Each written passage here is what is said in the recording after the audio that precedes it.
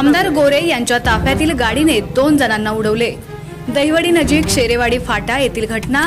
रुग्णालयात उपचाराआधीच दोघांचाही मृत्यू। पाहुयात सविस्तर बातमी।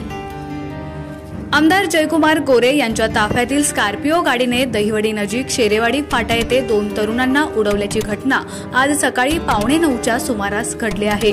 यामध्ये विवाहित असणारा रणजित राजेंद्र मगर वय वर्ष अंदाजे 30 आणि अनिकेत नितीन मगर वय वर्ष अंदाजे 25 हे दोघेही गंभीर जखमी झाल्यानं त्यांना रुग्णालयात दाखल केलं असता दोघेही मृत झाल्याची प्राथमिक माहिती मिळत आहे।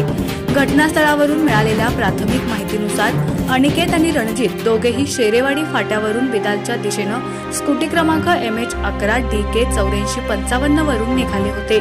त्याच दरम्यान आमदार जयकुमार गोरे यांच्या ताफ्यातील काळ्या रंगाची स्कॉर्पिओ क्रमांक MH11 DN 0100 ही भरधाव वेगात दहिवडीच्या दिशेनं जात होती। या दरम्यान शेरेवाडी फाटा येथे स्कॉर्पिओ चालकाला आपला वेग आणि तोल सावरता न आल्यानं त्यानं गाडी चुकीच्या दिशेनं घातली।